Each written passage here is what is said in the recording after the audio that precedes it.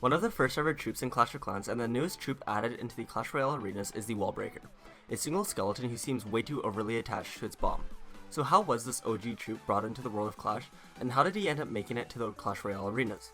Here is the Clash of Clans and Clash Royale crossover story on the Wallbreaker's origin story.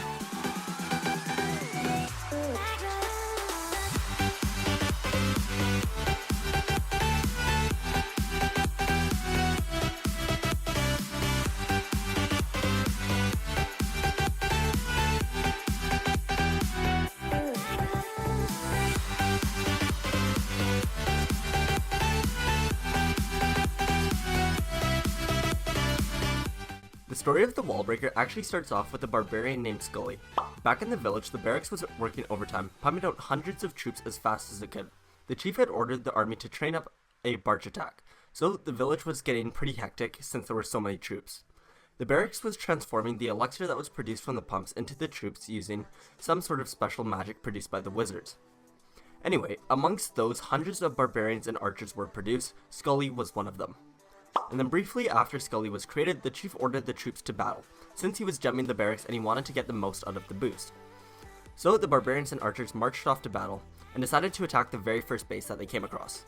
Unfortunately, the first base that they came across was a whole town hall above theirs, and they were seriously outmatched.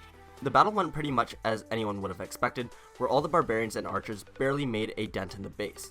It was coming down to the end of the battle, and as the troops were picking off all the outside buildings, they were actually coming surprisingly close to getting a 1-star at 50%. The chief was holding on to Scully and a few other archers to hopefully clean up any final buildings in case they needed it. And near the end of the battle, all other troops had been killed. They turned into elixir and sunk into the ground of the battlefield.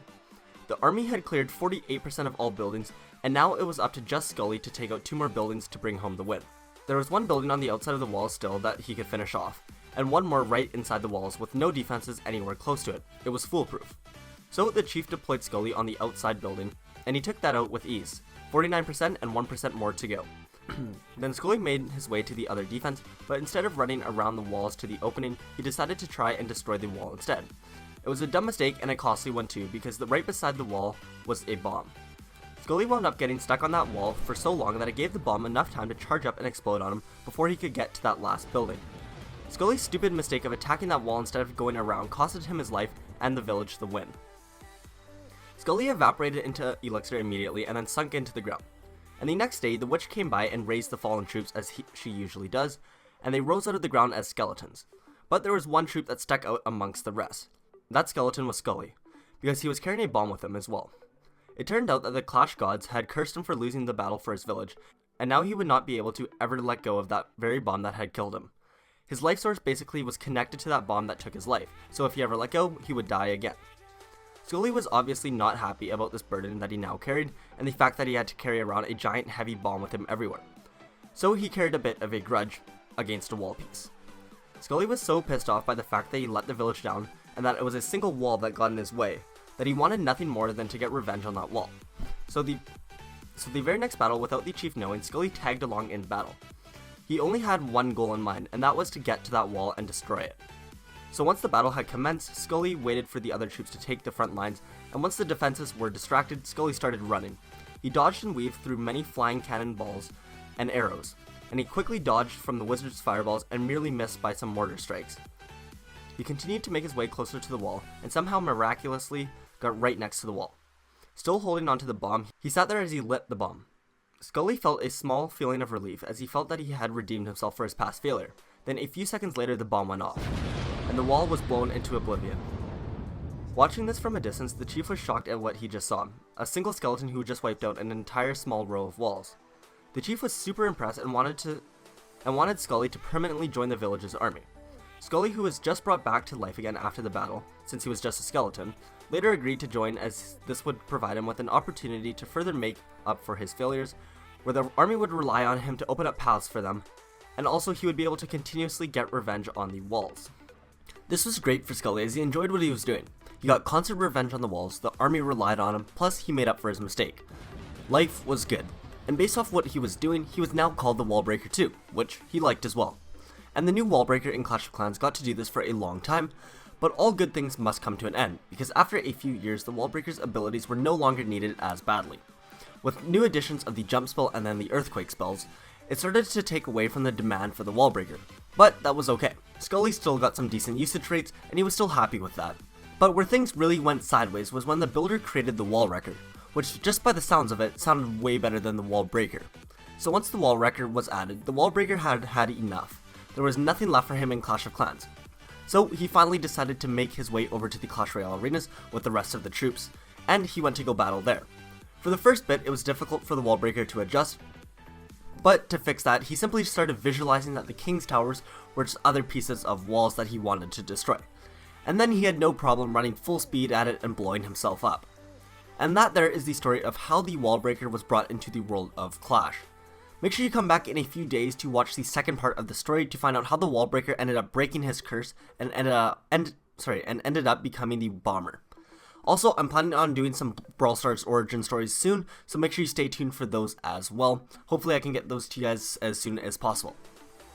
Anyways, hope you guys did enjoy. If you did, a like would be greatly appreciated. And also, before I end the video, if you guys were planning on using Uber Eats to order takeout food straight to your doorstep, then use my Uber Eats code as shown on screen right now or linked down below, and you'll receive $5 free completely free. So basically, depending on where you live, you can get a completely free McDonald's McDouble or McJunior chicken meal for 100% free just by using this code. And by the way, this isn't even sponsored, I just wanted to share it with you guys because I literally use Uber Eats all of the time.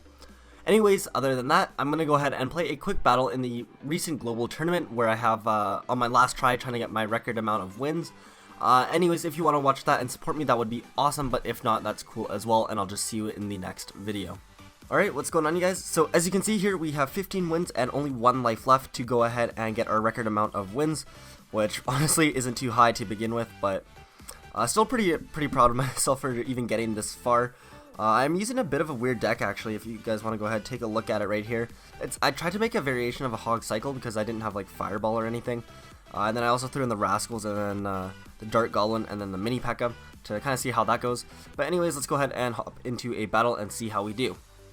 And also, I just want to go ahead and give you guys a really quick thank you if you guys are still watching this live battle. It really does help me a lot. Honestly, to be 100% straight up with you guys, the reason I'm doing this is so that I can stretch the video to 10 minutes, so that I can try and like help pay my way through university. A lot of you guys already know this, but anyways, for those of you who didn't, that is pretty much why. I always do tell you guys in advance, like if you guys want to go ahead and click off the video beforehand, you guys are more than welcome to do that. And if you guys did want to like go the extra mile and just help me out a bit, just by watching these ads or just watching the video all the way helps me out a ton, and it's like completely free and all that. But like I said, if you guys don't want to do that, that's totally fine too. But if you guys do, it means a lot. Anyways, here we are in our battle. Looks like he's got a golem coming down on the left side, so I'm gonna have to try and defend that. I'm gonna see what he has to follow it up with. So it looks like he's gonna use the Night Witch, which kind of sucks. I don't really have any air targeting troops right now. So I'm gonna go ahead and zap that. There's a baby dragon. I'm probably just gonna ignore that, and then I'm gonna try and distract this flying machine so that my dart goblin can take that out. Alright, I thought my dart goblin was gonna survive there, and then I was gonna like kind of shield him with my hog, but unfortunately the dart goblin did end up getting destroyed. And he does have a tornado, so this is gonna be incredibly difficult to get hits on his tower, since the hog really is my only win condition, unless I can get like my rascals in there or something. But right now we're just going to play it slow. We're going to play the rascals in the back. He's probably got another golem saving up, so I do need to save my mini P.E.K.K.A. and all that for that.